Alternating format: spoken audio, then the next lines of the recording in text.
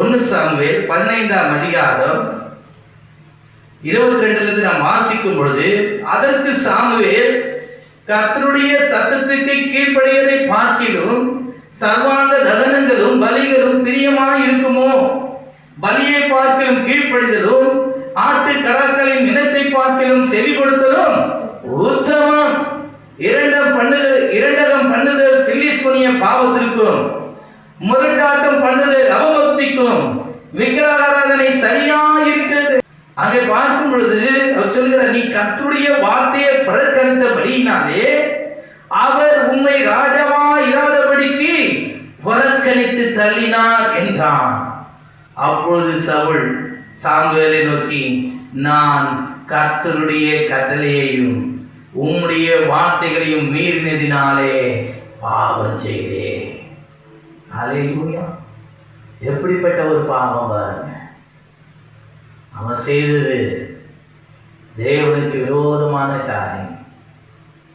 ஆண்டவர் சொல்லிட்டார், அமலேக்கியரை முறியடி, அவைகள் மிருகங்கள் எல்லாவற்றையும் அக்கினியினாலே சுட்டெரி என்று ஆண்டவர் சொல்லிட்டார். ஆனால் இவனோ நன்றாய் கொடுத்த மாடுகள் எல்லாம் அவன் என்ன பண்ணான்? அவன் அதை சாகடிக்காமல் அவன் வைத்து விட்டான். அது மாத்திரமல்ல, இந்த ராஜாவே கூட அவன் சாகடிக்காமல் அவன் வைத்திருக்கிறதை மனுஷன் பார்க்க முடியாது, ஆனால் கர்த்தர் பார்க்கிறார்.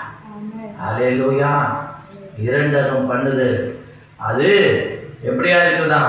பில்லிசூனிய பாவத்துக்கு சொல்லுவாங்க. என்ன சொல்றாரு பார்க்கும்பொழுது, இயேசு அவர்களுக்கு பவித்திரமாக பாவம் செய்கிற எவனும் பாவத்துக்கு அடிமையா இருக்கிறான். நம்ம பாவத்தை தூண்டுறவன் யாரு?